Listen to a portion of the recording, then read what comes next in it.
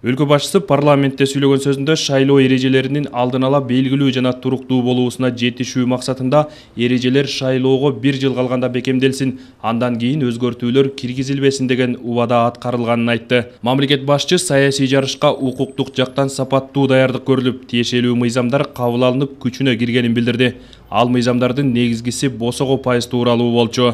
Президент бүгүн кол койгон мыйзамга ылайык алды аткарылды. Потому что понятно, что 9% смогут преодолеть только... 9%дык босого парламентке байлардын, олигархтардын келишине шарт түзмөк. Башкача айтканда акчасы барлар каражаттын күчү менен мандатты сатып алмак.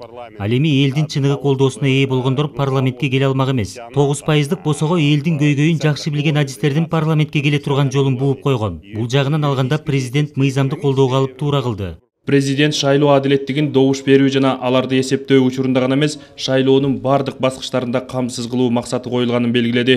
Шайлоо мыйзамдарын бузгандык үчүн жоопкерчилик чаралары кирип, административдик ресурсту пайдаланууга бөгөт койгон мыйзам кабыл алынганын айтты. Өлкө башчы өкмөттү таза шайлоо уюштурууга чакырды. Бардык партияларга бирдей шарт түзүүнү келе жаткан учурдун эң актуалдуу маселеси деп эсептейм.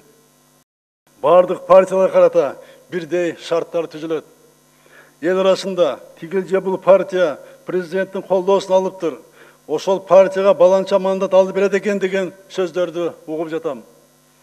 Партия жалпы коомдун бир гана бөлүгү. Мен кандай бир партияга эмес, жалпы элге кызмат кылуу үчүн шайлангам. Кимди бирөө менен адам катары адамгерчилик мамиле болушу мүмкүн. Бирок президент катары эч кимге моралдык дагы материалдык да карызым жок. Өлкө башчысы шайлоо маселесине буга чейин да кайрылган. Ал 9%дык босогого азырынча биздеги саясий күчтөр даяр эмес экенин белгилеген.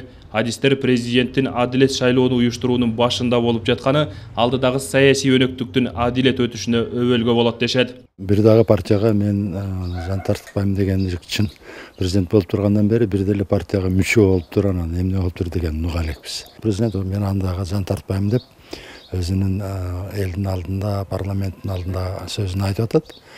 Эми буну аткарат деп ишенгенге негиз бар. Себеби дегенде президент болуп шайланып аткандагы берген убадаларын чынын айтканда аткарып эле келатат. Эми азыркы ситуацияга байланыштуу бир аз эме болуп турат, бирок санариптештирүүнү, коррупция менен күрөштү токтоткон жок. Белгилүү болгондой, быйылкы күздө 4-октябрга парламенттик шайлоо белгиленген. Көпчүлүктү кызыктырган суроо күздөгү жарыш кайсы босого чек менен өтө турганы болчу. Президент мыйзамга кол коюу менен акыркы чекитти койду. Эми күздөгү саясий өнөктүк жаңы мыйзамдын талабына ылайык 7%дык босого менен өтөт. Амантур Шергазиев, Эсентур Абукеев, Ала Тоо 24.